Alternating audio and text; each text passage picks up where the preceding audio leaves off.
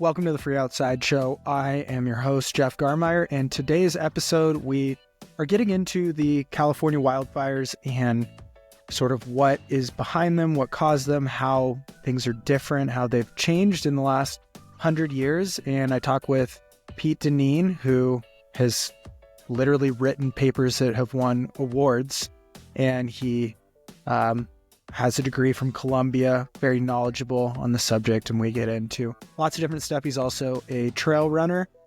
So I just really wanted to put this episode out there and talk to someone who is in California, had been around wildfires, had them very close to their home before too, and knows something about the situation, because I think it's so easy to headline grab or see things in the news and generalize or have our opinions and just promote things without having been there, without being knowledgeable, without knowing anything. So I think this is a good opportunity to dive a little deeper with someone who's out there, who has seen the loss, has family, friends who are evacuated, things like that, and is also knowledgeable on the climate and ecology side. And so we dive into that, try to keep it pretty across the board, fairly unbiased, with a few opinions and things sprinkled in, but it's a really good conversation. And it would really help us if you like and subscribe, but if not, just rate us with a 5-star review on Spotify or Apple. And if you write a review, a 5-star review on Apple, I will read those out loud. So that would be awesome. Also, we have a YouTube channel, so you should check that out. All these are on YouTube, and it just helps, and I make income if you just like play it in the background, so that would be helpful. And with that, I mean, I have a Substack. I started putting that out, freeoutside.substack.com. But let's this episode, like all of them in so far this year, is brought to you by johnji.com. Thank you for their support. But we're just going to dive into this episode because I think there is a ton of good information here and brings up a lot of things that are not out there in news. And I think long form is really a good way to get into this. So without further ado, here is Pete Deneen.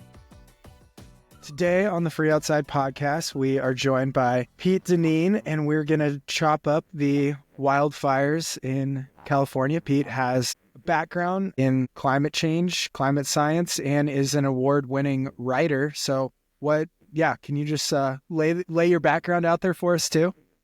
Yeah, man. Hey, Jeff. I'm so stoked to be on this podcast with you. Have enjoyed listening to your other episodes, especially the most recent one that you created with our mutual friend, John, out in our local Los Padres. But yeah, happy to be here with you today, a week after the worst fires in Los Angeles history, for sure. Likely the costliest and most destructive fires in California history, and perhaps even the most costly disaster in U.S. history, depending on how these totals all shake out. This could eclipse Hurricane Katrina as being the most costly and destructive natural disaster in the history of our country. But yeah, before we get into it, my background, I was a U.S. Coast Guard officer for a dozen years. So my time in the U.S. military was largely spent doing maritime law enforcement, also some disaster response and coordination. I spent some time in Washington, D.C. doing a whole of government coordination and response to a variety of threats. But in my post-military career, I went back to school and completed a master's degree in climate and society from Columbia University. And I came out of that program as a science journalist, which is one of the main things I do now, which is how to communicate climate impacts to society in a way that exacts meaningful change. So in addition to my writing, I'm also the chief executive of Keep Sespe Wild, which is a nonprofit organization that protects and defends the Sespe wilderness, which you just came out of last week. And for those folks who are unfamiliar with the Sespe wilderness is the largest metropolitan adjacent roadless area in the country. It is home to Sespe River, which is at 55 miles in length. It's the longest free-flowing, undammed river in all of Southern California, home to numerous threatened and endangered species. And so just as of a few months back, I am privileged to get to lead this organization. Yeah, stoked to talk with you about fire impacts to society and answer any questions that you think your listeners may have.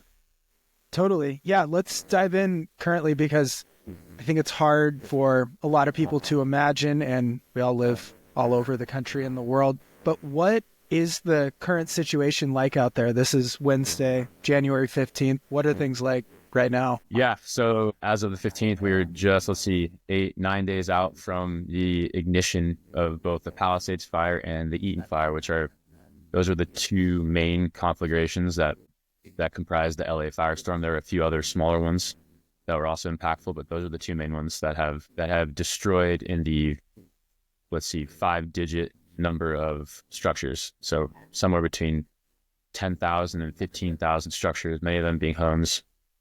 Nearly 250,000 people displaced. A large number of those folks are still currently displaced, and they've all fled to outlying areas, including here in Ojai.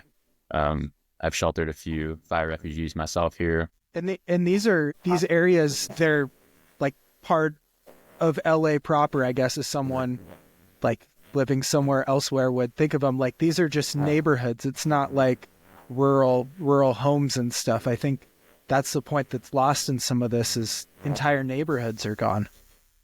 Yeah, when you fly over Los Angeles, when you land at LAX, you see, basically all of Southern California is one giant kind of urban sprawl. Palisades is right on the edge of the Santa Monica Mountains. So think of this as like the northwest part of LA, where Los Angeles kind of meets the rugged Malibu coastline in the Santa Monica Mountains. And then the Eaton fire is in Altadena, which is a neighborhood that is east of Los Angeles at the foothill of the San Gabriel Mountains. And you could classify both of these communities as being in the WUI, right, in the wildland urban interface. Although I think the people who live in those neighborhoods, because the development there has been so complete and so robust, that you may not necessarily feel like you're in the WUI when you're in these zones. But if you were to imagine what these landscapes were like before they were developed and subdivisions were built there, these were areas of dense chaparral where mountains and hills meet valley floor. These are what we would call fire ecology, a pyroecology. These are areas that are evolved to burn. And so these areas have been developed, and kind of, I would say, irrespective of the fire regimes that dominate these areas. Totally. Yeah. And what are some of the factors that like made the fire risk or the fire year so radical or extreme this year? Yeah. So like anything, it's not simple. It's a confluence of factors. And I think there's a tendency right now to want to point a finger and to point blame and say, this was climate change, or this was poor decision-making on the part of leadership, or this was a failure of water systems. And the reality is that it's complicated. Here's the complicated answer, which is you have both long-term and short-term factors that led to this. I would say the primary ones in the short term are in Southern California, and LA in particular, had its two wettest consecutive water years in 2023 and 2024. And that came after an extended dry period, about a decade-long drought. And if you extend the time frame beyond that, the Southwest North America mega drought that has lasted 23 years has been the longest dry period since the medieval period, so more than 1,200 years. But in just this most recent time period, when you get your two wettest years in a row in a chaparral ecology, that leads to substantial growth of fine fuels and shrubs. And what I mean by fine fuels, these are your grasses, your annuals, like wildflowers, and a lot of the shrubs in our region. And chamise chaparral is the dominant chaparral type of our area. These are plants that are pyrophytic. They are designed to burn. They're evolved to burn. And in 2024, the biomass accumulation, so the total accumulation of these grasses and fuels, was 2x what the average is for coastal Southern California. Okay, so this is setting the stage for what happens last week. You have 2x the biomass fuel accumulation, and then you combine that with the driest start to a water year. Depending on where you measure it, the first or second driest start to a rainy season on record for the LA, San Diego area. Here at my house, I have on my rain gauge recorded less than half of an inch of rain so far since last April. So we're talking about 9 months, right? Essentially dry. because half of an inch of rain spread out over a couple days that we got it, that does little to nothing in terms of ending a fire season. And you combine that with a few days of Santa Ana winds, any sort of moisture that fell is nullified when you have wind. Yeah. Can you explain the Santa Ana winds? I think this is lost on a lot of people too. Yeah. So the Santa Ana winds it's a wind pattern that is mesoscale in nature, meaning these are large, broad areas. What essentially happens is dry air that is over the Great Basin area. So think like Nevada and the deserts of California. It's dry and it's cold and it gets compressed, right? Because it's dense. And so when you have that compression, what happens when you compress anything in thermodynamics is it heats up. And so that compression and heating results in dry air that gets pushed out to areas where the air is rising. So in this case, in coastal California, you have air that rises, the air that's being compressed over the Great Basin gets pushed out, it gets squeezed in between mountain passes and canyons. And that airflow that generally comes from like east, northeast, that's generally what's considered the Santa Ana.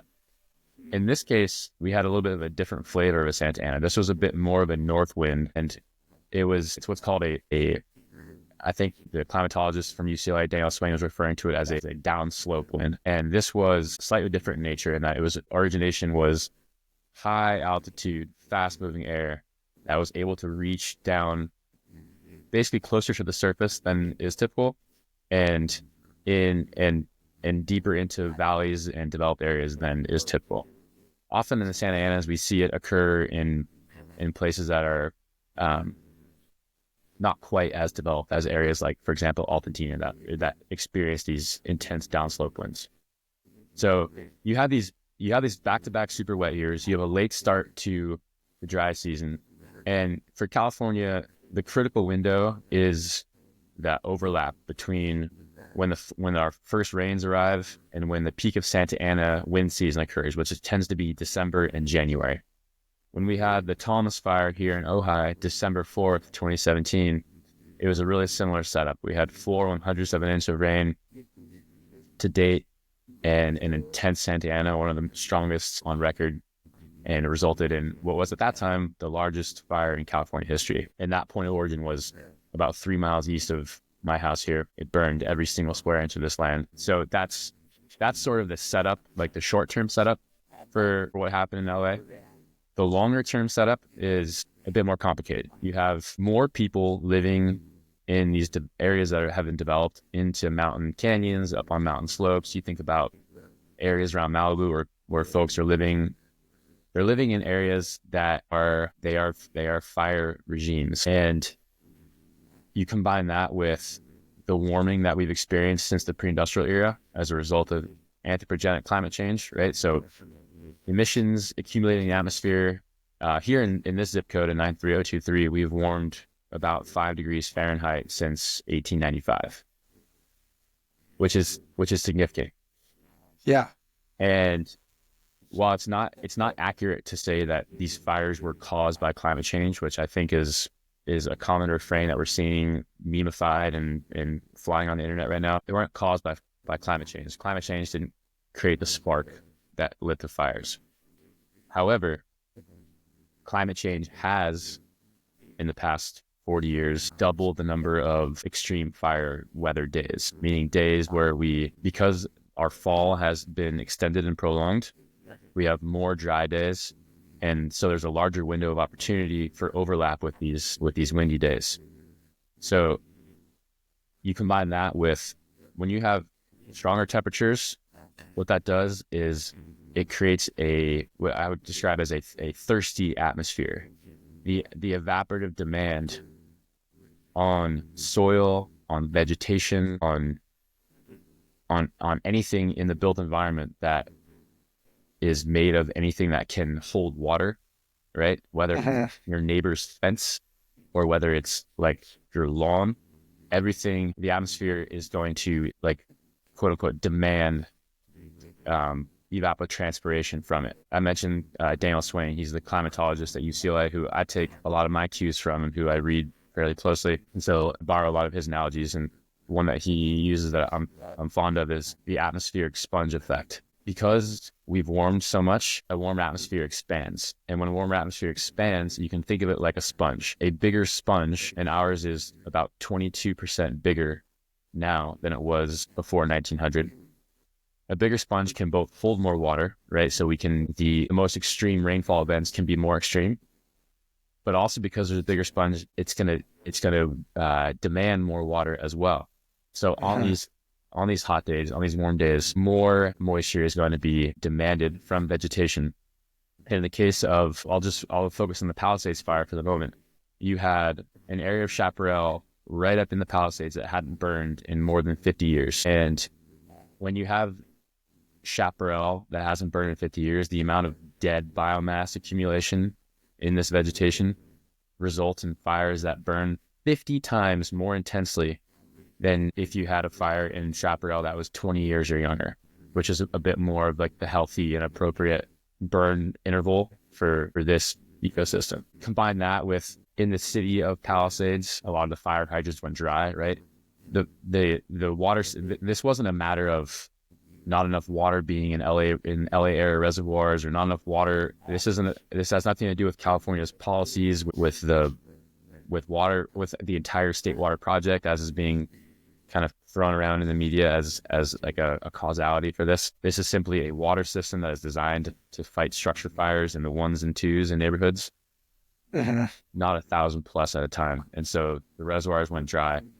There was a small firefighting and drinking water reservoir in Palisades that was not filled at the moment, which you can scrutinize, I think, but at the end of the day, it wouldn't have had a huge impact on how that event unfolded. There may have been a bit more water to go around, but ultimately you have factors of hydroclimate whiplash, you have development, urban sprawl into areas that are designed to burn, you have the background climate change warming that is increasing evaporative demand from all the vegetation in both the built and unbuilt environment. You have, to some extent, invasive species proliferation, whereas in the Eaton fire, it's not exactly clear how this fire started, but I did see a video of a point of origin coming from beneath a transmission tower.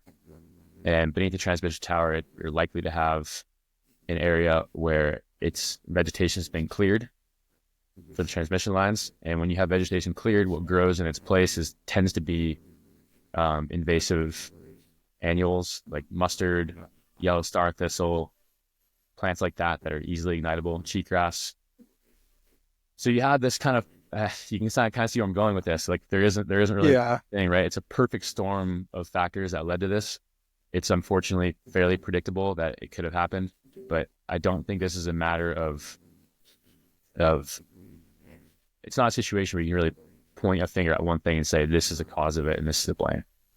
Yeah. And so when a fire starts or ignites, how are they spreading? And like you can reference back to the Thomas fire too, since I know that was really close to where you're at. But so these are start and there's all this biomass to feed off of and fuel, and then the winds exacerbate it. And is this just how they get out of control before any mitigation can be done? Yeah. Unfortunately, these sorts of fires, these wind-driven fires, once they get started, if they are not contained in the first few minutes, they are very difficult to defend against. We're talking winds that are sustained, 40 to 50, 60 miles an hour with gusts of 90 miles an hour plus. I have friends nearby here who recorded on their anemometers gusts in excess of 90 miles an hour that night. You cannot defend a fire that is being fanned with wind that strong. It doesn't really matter what you do. The best thing you can do for safety of life and prevent property loss is having defensible space around your home. My friends who are firefighters who are on these fires say the thing that they see most often as being the determinant of whether a home lives or doesn't live is, did they have their defensible space? Which in an urban environment, like once a fire gets into a developed place like Altadena, like Palisades, and it starts spreading structure to structure in those kinds of winds, that's really hard to defend against. And there are other factors too. For example, like what your house is made of, what your roof is made of, and whether the homeowner is present or not to put out small spot fires as they pop up. But by and large, once these fires get going, there's not much that you can do. There's nothing that a fuel break is going to do. There's nothing that... Because embers are flying miles in the air, right? I mean, that's at least what I've been hearing. Miles. Yeah.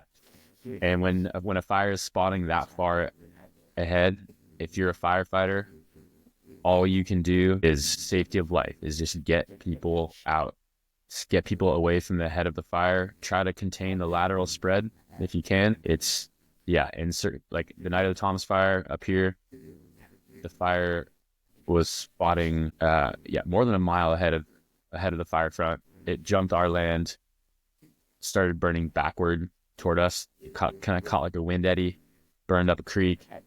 Our house got closed down on 3 sides, from the north, the south, and the west.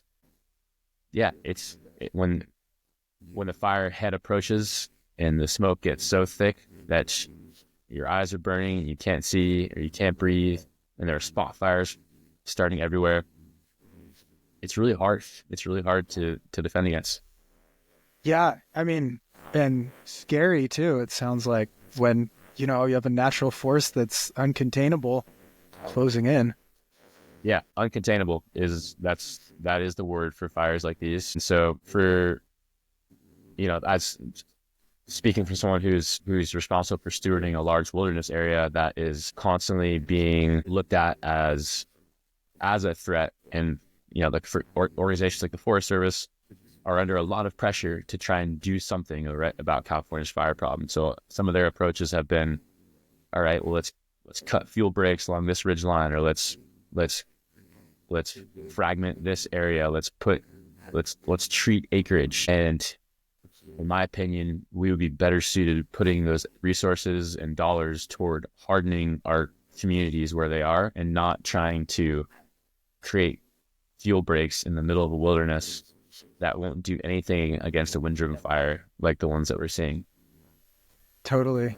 Yeah, I want to dive into some of the aspects or side effects of the fires too, and just how they fight them. And I guess a big one is Foscheck, and that's impact on the land and how that impacts things. So this is the chemical they drop on fires to try to slow them down or put them out. But yeah, I'd love to hear your thoughts on that. Yeah, I actually just posted about Foscheck on my Instagram story yesterday, because a large reason why these fires didn't burn more structures than they did was because of the deployment of aerial retardant, Foscheck being the main one that you just mentioned. Foscheck is a mostly inert mixture of water and ammonia like compound that inhibits a fire from being able to ignite on vegetation. It's deployed typically in situations for safety of life and property, and in this case, to help maintain a fire line. I think we saw these communities in, for example, Topanga Canyon, that were saved largely because once the winds died down in the fixed wing air tankers, because there weren't many fires elsewhere in the country, LA was the recipient of, I haven't heard anyone say this, but this could have been one of the largest squadrons of aerial deployed assets for firefighting that we've seen on a fire. Anyhow, they hit it very hard when the wind died down. They were able to really get a handle on it. We did not see them flying much that first night because the wind was so intense. They were unable to. But I've written extensively about Foscheck in the past because it is an effective tool. It does get used in many circumstances, and it's kind of like, when you have a hammer and there's a nail, you just want to go hit it. And so I've written critically in the past of agencies like the Forest Service for using Foscheck in situations that didn't necessarily warrant it. In one case, there was a fairly small fire in the Sespe 2 years ago, an 85-acre fire. So it was the Howard Fire.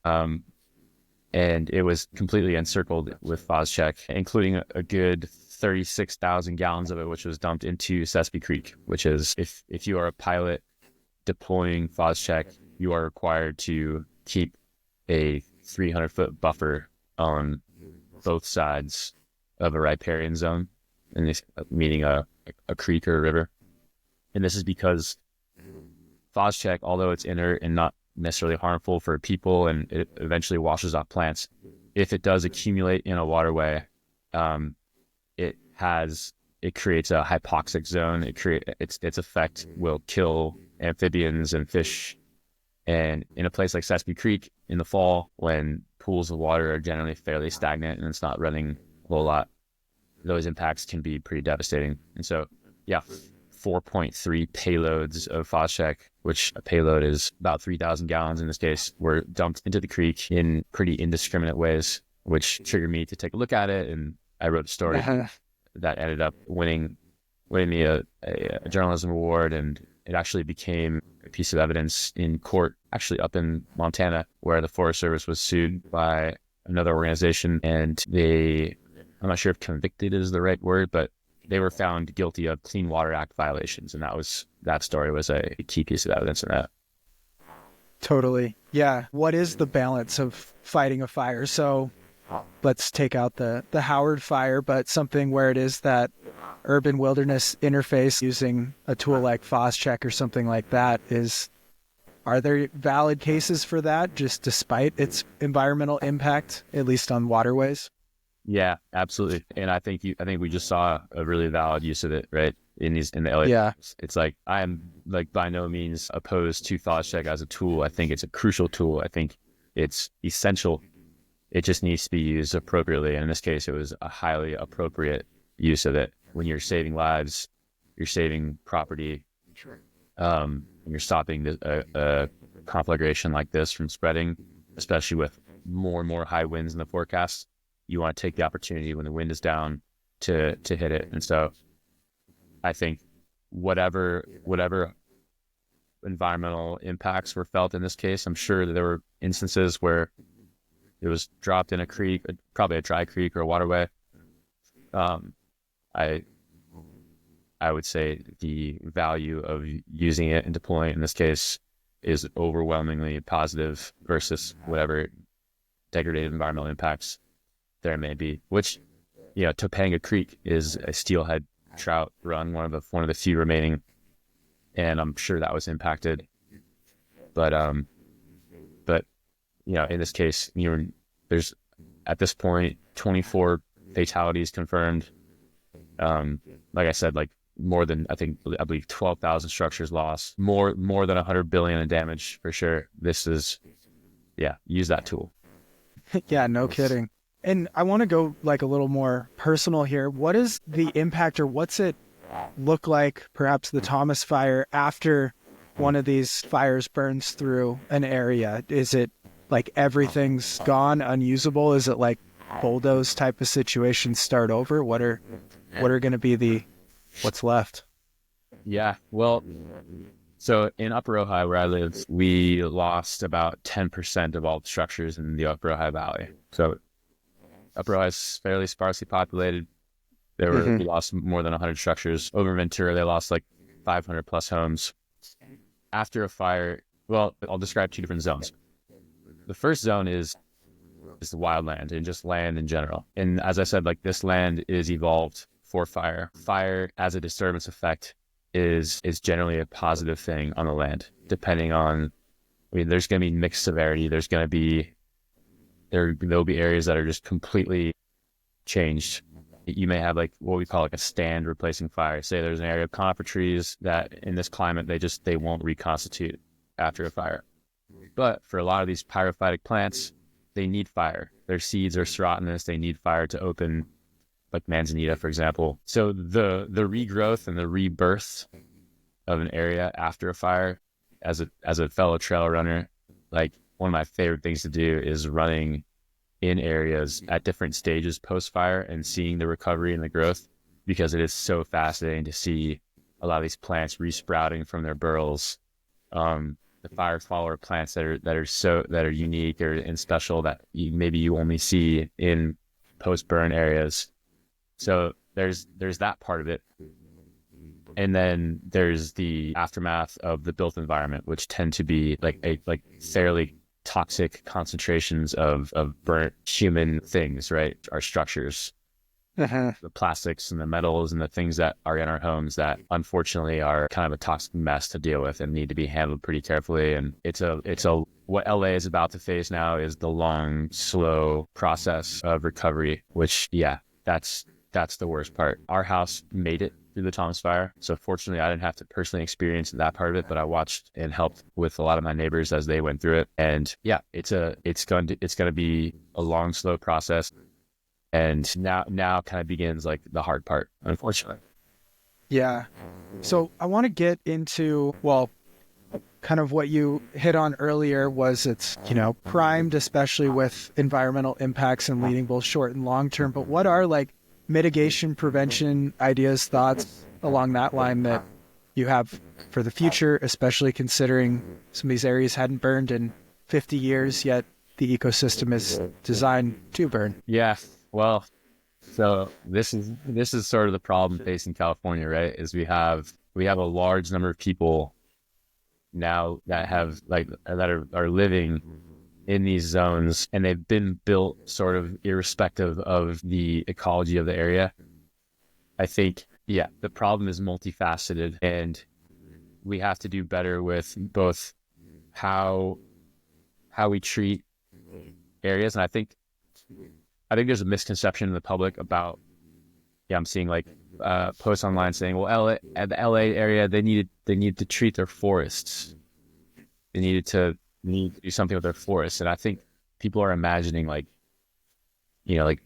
these big trees that are on fire and with like ladder fields that have created crown fires or something that are leaping tree to tree. And it's like, this is mostly not the case. Like these are mostly shrublands that are burning. And so for someone who's not from this area, these are like, 20 to 30 foot high shrubs that are generally of like what we say like volatile oils, like your laurel sumac plants. You also have plants that aren't supposed to be here that are also highly combustible, like eucalyptus. So there is I think a consciousness shift that needs to happen, especially in Southern California, which is an understanding that we live in a fire evolved ecosystem, and we have to coexist. We have to find some semblance of harmony with it. So just with fires, and I think we've all seen or felt like they've increased in frequency over the past couple decades, but I want to go like way back. What is the environment, like irrespective of humans living in it, like designed to do? Is it like 1,000 years ago? Was it frequent or infrequent wildfires that would go through this burn and rebirth phase? Is that sort of the rhythm and the nature of the environment that now we just happen to be a part of? And back then, would they just burn out, I guess, when the fuel was gone type of thing? Yeah. So I don't have a complete understanding of the fire regime, Western North America, post-Pleistocene era, right? So after the ending of the last ice age and when Homo sapiens moved into these areas and began inhabiting them, fire records indicate that indeed fire, like during that post-glacial period, right? Fires did occur. They at a fairly regular interval. And they generally occurred as a result of what we call first fire. There's first fire, there's second fire, and there's third fire. First fire is the fire that occurs naturally as a result of lightning. Actually, that's the only way that it really occurs, is unless there's a rock fall and you have like a rock on rock ignition, something like that. That also does happen. But first fire happens naturally. And in Southern California, we pretty infrequently see the type of convective storms, thunderstorms that create lightning and cause fires like that. We see it much more in Northern California. Second fire is the fire that humans create, right? Rubbing sticks together, flint and steel, all different ways that we start fires is second fire. And then third fire is the fire that happens inside of a combustion engine, right? So like inside your car, inside of a power plant, that's considered third fire. third fire is the type of fire that's warming our atmosphere and creating climate change. First fire and second fire are sort of the two types of fire for the past few millennia up to this point in our area. Studies do show, and cultural records show, that indigenous peoples we'll focus just solely on the coastal Southern California area. Peoples like the Chumash, like the Tongva, for example, that they did utilize fire. They did utilize it on a seasonal basis. And when the Spanish arrived in the 17th century and beyond, began a period of fire suppression. The First Nations peoples were disallowed from burning. In fact, they were arrested or even killed for starting these fires. And so if you can imagine that rhythm of burning over many millennia, say 13,000 years, you have areas that have evolved. You have plants and trees and shrubs that have evolved with human and fire interaction. So you have fires that would have been controlled in certain areas. I'm sure some of them would have gotten away here and there. Maybe a wind kicked up, maybe a campfire that was unattended to started up an unintentional fire. But in the areas that were occupied or that were used for foraging, you would have seen fire. And I'm not an anthropologist or expert in this. I'm just kind of sharing with you what I've read and what I've learned from people who have studied this closely, and from the notes of people like John Harrington, he was the only guy really who he wrote the book Chumash Ethnobotany, or Chumash Ethnobotany was written from his notes, and he was one of the few people who actually wrote down what he was seeing and observing with Chumash people and their relationship with plants, and fire was an important part of that. But yeah, to broadly answer your question, like there were fires, they were big. Around, I believe, 1919 is when the zero ignition kind of era begins in California, specifically in Southern California, where you have total fire suppression. And when you have total fire suppression and you're focusing on ignition rather than biomass accumulation, you're allowing biomass to accumulate and just trying to put out fires wherever they start. But inevitably, right, you're going to have a wind event, you're going to have an ignition. Ignitions are super hard to control with this many people doing this many activities and things in and around these highly flammable landscapes, including just simply transmission lines, right? We're in high winds, you get lines slap, two lines slap together, and they create a spark that leaves it's almost like a molten kind of metal thing that falls to the ground and starts a fire. So you have now more than 100 years of like zero tolerance fire ignition, what we call the fire suppression era. And so yeah, there's a massive accumulation of combustible fuels. And so that's sort of the setup. That's the recipe that's leading up to this. I don't necessarily have, or like proclaim to have, the answers as to how we deal with it moving forward. California as a jurisdiction wants to treat 1 million acres per year, beginning with this year with 2025. And a lot of that treatment, some of it looks like prescription burning. There are now prescribed burn associations being established all over the state. You have burn bosses and people that can go and employ what we call good fire, getting fire on the landscape. A lot of that treatment looks like thinning, which is like removal of fuels. That's, for example, like what's being proposed up on Pine Mountain, where you and John ran, where you back through last week. And a lot of it is like mechanical mastication of chaparral, which is just like going through with machines, removing chaparral, grinding it up, or pile burning it. And that's sort of the approach. And we'll probably have to adjust as we go. Totally. Just like with everything. Yeah. All right. Just a couple more topics. What, I guess, well, the two I want to get at are like prediction tools and models that help indicate things like this, and then just misconceptions about the fires. But we can go either direction first here. Yeah. So the weather events leading up to these LA fires were very well forecasted, both in advance and in their nature. The National Weather Service, several days out, well, like the event was forecasted more than a week out, and then several days out, the National Weather Service issued a fairly rare advisory called a PDS warning, which is a particularly dangerous situation. These are things you kind of typically see in like the Midwest when like a tornado is imminent, right? I don't know when they started issuing these in California. My memory, like this year is my first time really seeing them be issued, and each time a PDS has been issued, there's been a major wildfire. So, Wow.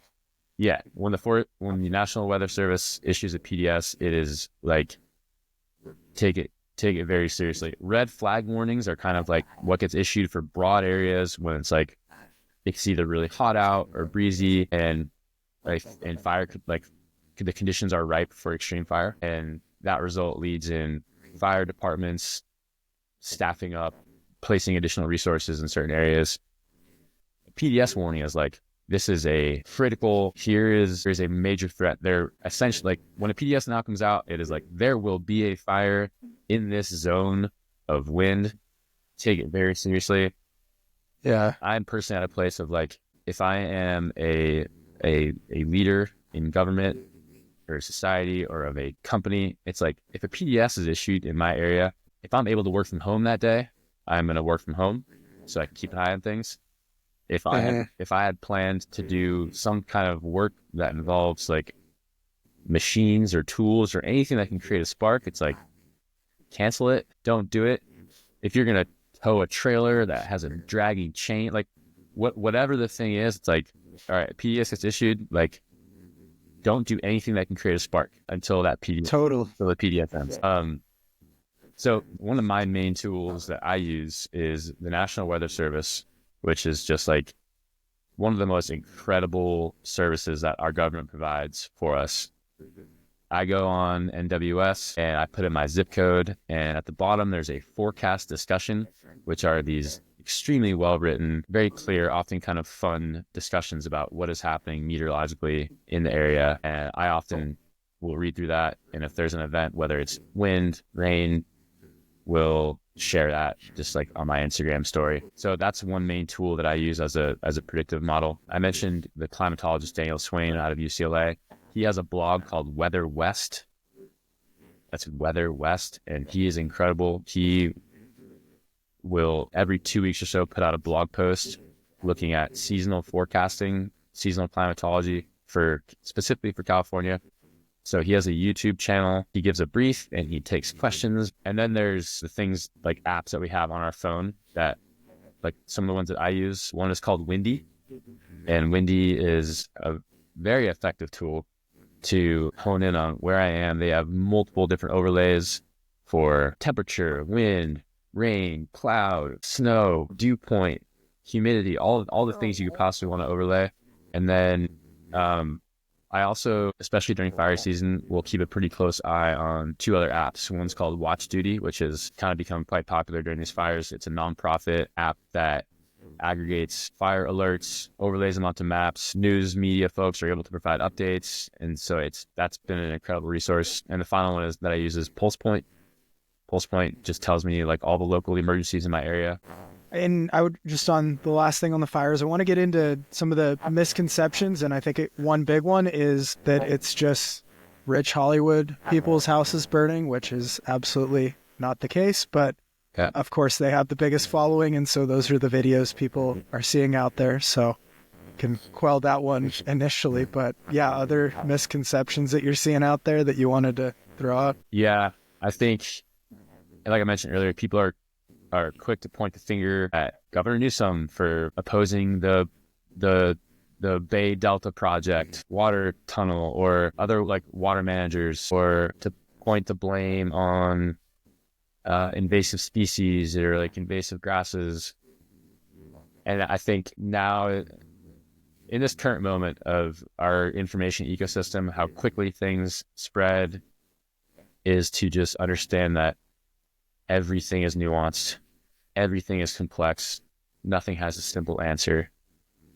There are layers. There are histories. There are nothing.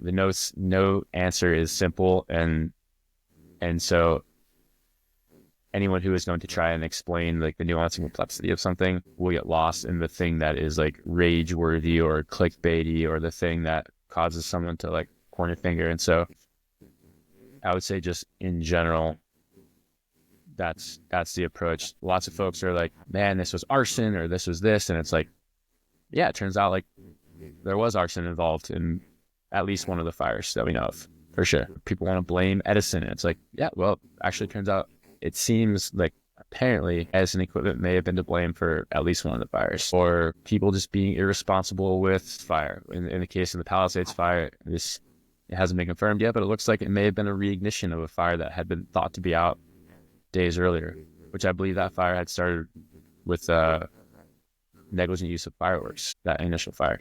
So it's like, yeah, there's kernels of truth in everything, and it takes we have to just be patient with process. One thing that I would love to see happen is come out of these fires is like a really thorough and widely read and widely disseminated debrief of like, here's how this fire began, so we can all learn and get better. Because I think so much time passes after the fire goes out before it's investigated, if they ever find the cause of the fire, that the learning moment passes and we don't get to benefit from that societally. So I would love to see some kind of a post-mortem of these events that finds its way into the public consciousness better than it currently is. Yeah, that's a really hard thing too about these fires and our society in general, is it's headlines today because it's current events, but once it's a past event, it doesn't garner the same attention, and that's where it's so hard and probably just perpetuates this societal norm of never learning from mistakes because we only focus on the current and never revise or take into account of what happened in the past. I think it just takes so long to get the right answer that we just move on with the current answer, even if it's wrong. Yeah.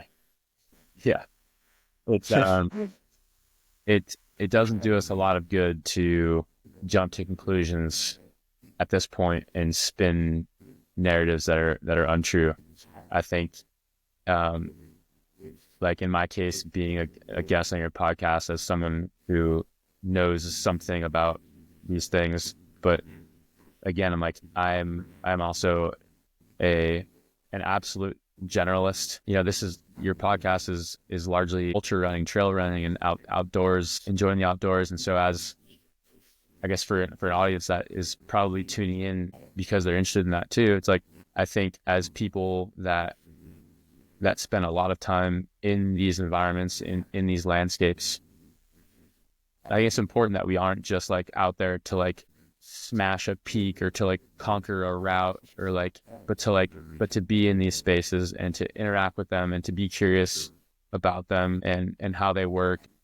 The run club that I organize up here in Ohio, which I hope to have you out for next time you're in California, is we're really about that. We're trail running, but where we are, it's the trail and the canyon and these mountains and these plants that's where we go to pray. That's our church. That's our sanctuary. This is where we get to see and feel and taste and be with the environs that we live in. There's no running from anything when we live in this landscape. It's like every time there's a fire, folks start talking about, I gotta move to some climate safe haven. I'm gonna go to Duluth, Minnesota or something. It's like no matter where you go, there will be something that you have to confront or deal with or face that will be uncomfortable or create adverse circumstances for yourself. And I think that our calling right now as inhabitants of this land is, even though we're not First Nations people, we have to indigenate ourselves to the place that we're at. We have to learn as much as we can about how to be in it, how to coexist with it, how to be in harmony with it, from the materials that we build our homes and structures and community out of, to how we design our spaces to be safe for fire. And to bring it back to trail running, for me, part of that is venturing into these landscapes is, every time I do it, is a lesson in who grows with whom and how and on what slope and which aspect, and how can I learn from what I'm witnessing and seeing every day from these ecosystems that are intact, and how can I bring more of that intactness of an ecosystem into the built environment that I live in? How can I bring these plants into my space so I can support the most healthy possible ecosystem in the space that I steward as possible? Totally. Yeah. Yeah. And on that, I want to ask just one last question, which I think will really hit it, kind of that community and stuff too, is what, and just broader than the fires too, what is the role of like Keep Sespe Wild or nonprofits in general that are more regional or local that do have a mission around, say, a public land or something? And I assume it's something along the lines of your primary users knowledgeable, the connection to the area. But yeah, how does that incorporate itself into the larger public lands, and what is the mission, and how does that fit into taking care of a land with, you know, resources that are trumped exponentially by the governing lands that officially manage the land?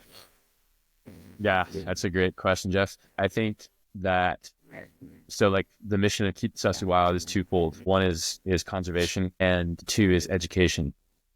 And so for me, as a writer and as an educator, I see education as being like that feels like my current highest calling, which is there is education, right? You can drop facts on people all day long and like nothing will land. We are not wired, right?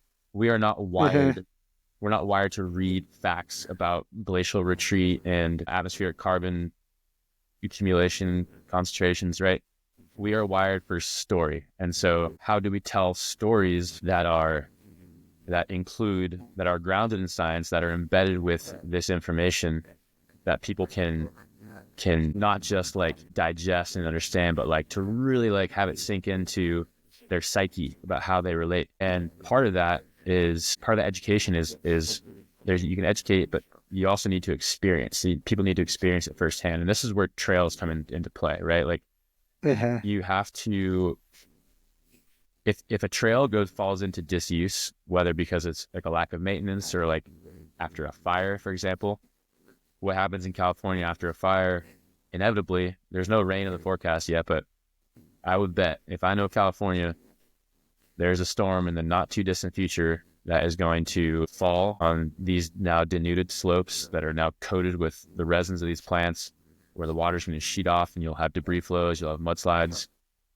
Trails will be inaccessible, as happened in the Thomas Fire out here. Lots of trails were destroyed, and we're still in the process now, 7 years later, of restoring and like maintaining trails that were impacted from the Thomas Fire. But I believe people need access to nature in order to experience it, so that when you experience it, you can develop a love and a care for it. And once you have that love and care for it, you can't help but want to protect it and want to steward it. And so there's education, but there's also making sure that we maintain access to these places for people, so that they can hike it, so they can run it, so they can go and experience it, so that they can cultivate a relationship with place. Because as humans, we can only really care for something, like really truly care for and empathize with something that we know and that we've experienced ourselves. So getting people into these spaces, getting them into places like the Sespe to experience it responsibly, and educating them in the process, I see as the key to the longevity of these places. And that can kind of come across as like a paradoxical idea, like get more people into a place in order to protect it. I think comes in conflict with like older schools of thought, which is like you protect a place by keeping people out of it and by keeping it secret. You know, if no one knows about it, then they won't come in and fuck it up, you know? Yeah. Yep. And my point of view is that people will eventually find these places and develop them. The only reason we have a Sespe Wilderness and not a Swedish hot springs resort at Sespe Hot Springs, where you and John soaked last week, is because people went there and knew it and decided to go to Congress and fight for it and protect it. And so in 1992, the Sespe Wilderness was protected, and the road that went there, that you could find limousines parked at Sespe Hot Springs in the 70s, that road is now Sespe River Trail, and it's wilderness. and you can't even ride a mountain bike back there now, you know? Like, Yeah. that place is protected because people fell in love with it. Yeah. And I would echo and say that just doing, especially locally, I've done a ton of trail work, and that gives you this new appreciation for not only the wilderness and the outdoors, but the access that we have. And then you also feel that ownership in the environment and the trail that you're using too. So I would encourage everyone to go out and explore opportunities like that, just because not only are you out there protecting, improving a place you enjoy, but also you're out there with like-minded people who have similar values. And just to circle back to the beginning, that thing we've lost in the last 20 years of tight-knit communities and stuff is ultimately going to be that thing that saves and improves our lives if we can get back to that level as well. You said it, man. Thanks for listening to the show. Hopefully a few things stuck in your mind. I know we talked about how we're not built to consume and remember facts, but hopefully there's some stories or intricacies or ideas or thoughts in here that you can take home and like. As always, johng.com.